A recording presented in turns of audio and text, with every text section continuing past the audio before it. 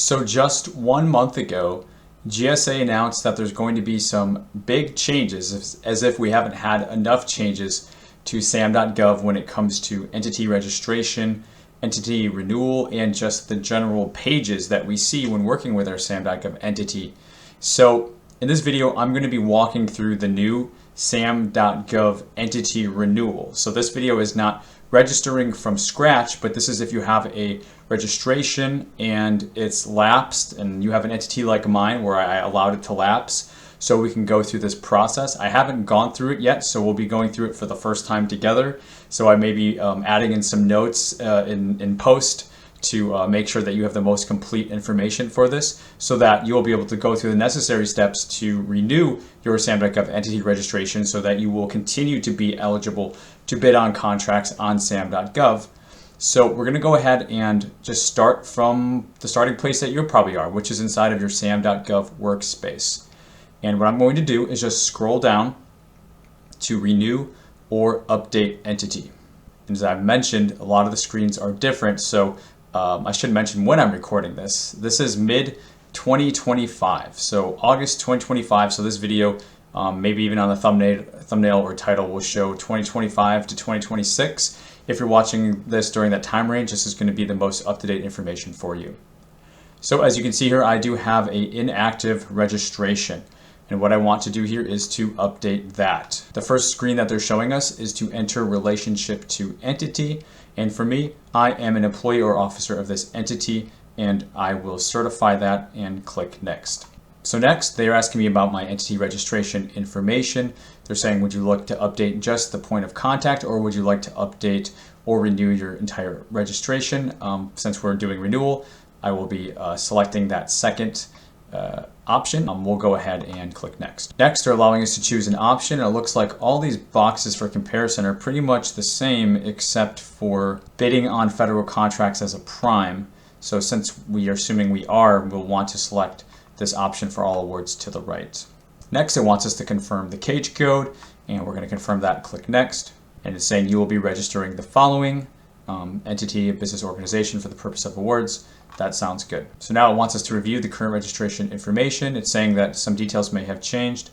I'm reviewing that, and it does not look like anything has changed. So I'm going to say, this is my entity's correct legal business name and address, and I can provide documented proof, and click next. And here it is allowing us to include in public search. So if you don't want to be on the spam list, you can go ahead and uncheck that, but know that also sometimes contracting could be reaching out to you, and it could prevent them from doing that potentially. I've heard some people say that, so it's up to you. Keep that in mind when you're deciding whether or not you want to include your entity in public search, and then we will continue registration. Okay, so it's saying you are renewing your entity for all awards. Entity renewal. So I feel like we're in the right spot here. We're not doing a registration, we're just doing a renewal. This first box says start here, and it just wants business information, required info to validate your entity, including name and address. And we can click start. Now below it also says not started, and it says these are all locked because the required business info is first. So I don't know if we'll have to do all of these boxes, or if just this business information box is all that will be required. We will find out soon enough. So I guess let's just go ahead and start business information. So this is what the page looks like. We can see this looks kind of reminiscent to the old SAM.gov days, but just a shorter list perhaps. So it's giving me a checkbox next to my address, entity dates, but entity name and review is not showing checkboxes. And then in the business information here, it shows a review, and then it also shows instructions. It says we successfully validated your legal business name and address. Continue registration by adding and confirming more details about your entity. So, and then they're just giving a plug here for Apex. So we'll go ahead and click start. So first, it's asking for our website, optional, division name optional, and division number optional. I'm just going to leave those blank since they are optional for now, and click Save Continue. Next, it says check the entity details and update if they are needed. So it's showing my address, and it allows me to select the mailing address being same as physical address. I'll do that, that's fine. And I'll click Save Continue. Now it says entity dates and incorporation details, and it's defaulting a time period in there. It looks like those are pre-filled, and those look right to me. So I'll just click Save and Continue. Now it says business information review, entity name, entity address, and date. So this looks like a summary page on everything we just did. I'll click Save and Continue. Now it says taxpayer information. The IRS verifies your entity taxpayer info. Verification typically takes up to 2 business days. Before you start, check your IRS or tax records. You must provide your TIN, the most recent year your entity filed paperwork with the IRS, and the taxpayer name and address as it appears. So I'm actually going to pause the video here and I'm going to gather this information, and then we'll pick back up and click Start once I have that. Okay, so now I'm back. I have gathered. What I'm using is the from the Department of Treasury. It's the assignment of my EIN from the IRS letter. So that's what I'll be using to get started here. Hopefully that's everything that I need. I'll go ahead and click Start. Okay, so it says taxpayer identification number TIN, and that is defaulted to EIN because that's what I submitted with my registration. And it actually has my EIN defaulted in there. So I actually don't need to type that in. But it does show that my most recent tax return year is 3 years ago. So I'm going to update that to the current year and click Save Continue. Okay, so now this is asking for taxpayer name and address for the entity, and it gives us a couple options for taxpayer address. One is I will enter the address from my most recent tax return. But then option 2 is my physical address is also my taxpayer address. And then 3 is my mailing address is also my taxpayer address. So I will actually select that appropriate selection for me, which will be the physical address, and I'll click Save and Continue. The next page is for IRS verification, consent to disclose tax information, and that's defaulted with my name. I will click Save and Continue. The next page is taxpayer information review. So this is essentially reviewing the information that we just updated or changed or kept the same, depending. I will select now Submit to IRS. Okay, so now it's saying enter your one-time passcode. A one-time code was sent to your email. So I did receive an email. This is from do not reply at SAM.gov. So you might want to check your email for that, or check your junk spam filters. And it's giving me a 6-digit code here that I will type in. Once I do that, I will click Submit. So next it says business types. I don't know if we're done yet because we submitted, or if it's just taking me on to something else. It says business types. It says this section requires accurate details about your entity's legal formation. Your entity's legal formation details are essential for regulatory compliance and eligibility for contracts. Before you start, ensure you have your business information certificate readily available for reference. If you're a part of a large organization and do not have access to this document, please consult with your legal or admin department for that information. And it's saying you must provide entity classification type, financial structure, operational aspects, and socioeconomic information. So at a glance, I think I would be able to provide all of that just myself without having to gather more documents. I'll go ahead and click Start. And actually, before I do that, I can see on the side here, looks like we're going to be doing this for our roadmap business types, and then we have entity relationships, business operations, and more registration details. Looks like we're going to have to do all of this. So let's go ahead and get started. So for business category, looks like we are defaulted into some options here. So I will have to make some updates, it looks like. For example, with me, I used to be sole proprietor and I changed to an LLC. So I am technically a corporate entity that's not tax exempt. I am still for profit. And my country of incorporation is still United States, and my state is still the way that it was defaulted. I'll go ahead and select Save and Continue. Next, socioeconomic types. They have socioeconomic categories which are optional, and nothing has changed for me. Native American entity type, that's optional, has not changed. And disadvantaged business enterprise, that has not changed. I'll select Save and Continue. Next, it says business types review. So business category, looks like it's summarizing the information that I put in there. It also says socioeconomic types. It wants me to start, so I'll go ahead and select that. And it's actually taking me back to the previous page that I was at, and I left that blank intentionally. So I'm going to try to do that again. And it does not appear that I have the option to leave this blank. I can't save and continue without putting something in for socioeconomic type. So none of the socioeconomic categories apply to me. None of the Native American entity types apply to me. For disadvantaged business enterprise, is your entity certified by a state certifying agency as a Department of Transportation disadvantaged business enterprise? So I will actually select no. Maybe that will be enough to push this page through, and click Save and Continue. Looks like that did it, so I will be able to click Save and Continue on the subsequent page.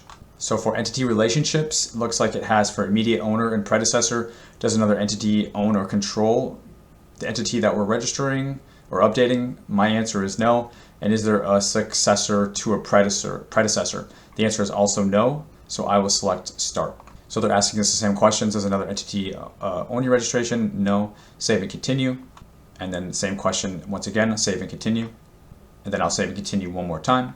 So it looks like we successfully completed the entity relationships as well as the business types modules here on the side. Next, business operations. In this section, enter your organization's security clearance info. This info may be required for some government opportunities. You will provide security clearance levels, your company facility security clearance, and highest security clearance of employees. So I'll go ahead and select Start. So it says security levels, highest employee security level. It is saying optional, and then highest facility security level, it is also optional. So I will just select Save and Continue. And I will Save and Continue one more time. And that was enough to satisfy business operations. And it looks like the final module is more registration details. The remaining questions are in an older version of SAM, which looks different. So before you start, you may need information from your entity's finance, legal, ops, human resources offices to complete the following section. You will provide financial info, legal proceedings, goods and services, size metrics, electronic data interchange. So a lot of the information that when we registered, I'm hoping that this will be defaulted in there so I don't have to answer all those again. I guess we're gonna have to see. So we'll go ahead and get started with more registration details, and hopefully this will get us home pretty quickly. So now it's saying click next to continue your entity registration, and it's looking like it's taking us to the older looking, the more archaic looking SAM.gov pages. So good to know. I'll go ahead and click next. Okay, great. So now we have some additional information. Looks like it is all the previous information that we've previously submitted. So if nothing's changed for me, I'm going to just be able to click Save and Continue. If something's changed for you, of course, you're going to have to update this and change this. Next, executive compensation questions, nothing's changed. Proceeding questions, nothing's changed. Core data, nothing's changed. Next, we have goods and services, and this is where you could add or edit NAICS codes if you wanted to update that section, but we're not going to update anything, so we will select Save and Continue. Next is assertions for size metrics, nothing's changed. And once again, Save and Continue. Disaster response information, Save and Continue. And then to review the assertions, Save and Continue. Now it looks like we have to go through our FAR responses, which we've previously answered. Save and Continue. Save and Continue. Save and Continue. Architect engineer response, Save and Continue. Defense response as part of your reps and certs, Save and Continue. Review FAR DFAR reps and certs, Save and Continue. Looks like for this one you have to acknowledge that you have read each of the FAR DFAR provisions, so we'll have to go and review those and check the necessary boxes. So there's just one box at the bottom saying and attesting that you have read and reviewed each. We'll select that, and then we'll select Save and Continue. Next, financial assistance response. I do not wish to apply for federal financial assistance, so we will Save and Continue. Nothing has changed for my point of contact information, so I'll Save and Continue. Now it's saying attention small business. Looks like we're getting towards the end here. We're very close to submitting our registration renewal. Attention small businesses, do you want to further promote your business? The SBA offers a government website called Dynamic Small Business Search. I will do a different video on this in case some things have changed since my old last video. You can register or update your firm's SBA profile at the DSBS. For now, I will select Save and Continue. Otherwise, it looks like you can visit SBA directly if you need to update your profile. There's just a small little hyperlink here. You're actually going to miss it. A lot of people miss it, but that's the only way to access behind the scenes of your DSBS profile. And if you do have a registration with the CAGE code, you have one, but if you've never actually gone in there, it's incomplete and blank. So at some point, it would be good for you to update that. But for purposes of the renewal, we will select Save and Continue. Now we have a total summary overview of everything that we did. In this video, by submitting the registration, it's going to allow us to officially submit our renewal. I will select submit. So it's saying to submit your registration, you need to request a one-time password once again to be sent to your email. So I will select send password. So it only took a second and I received that password, so I will input that and select confirm password. Now I have submitted registration. I've received registration submitted confirmation on this page. What happens next? If you provide a TIN or IRS, we'll conduct a validation of your TIN.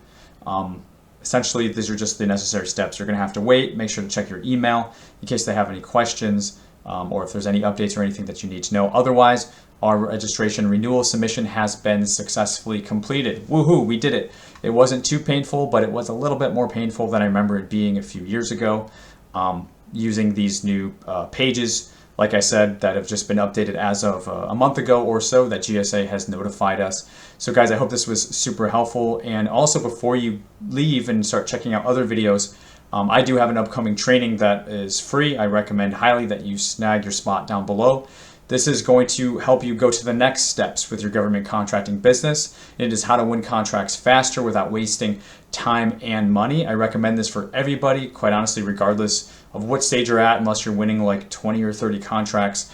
It might be a little bit more advanced for you, but for everybody else, if you've only won a few contracts or maybe you haven't even won your first contract, maybe you're not even bidding contracts yet because you're trying to do these sorts of things.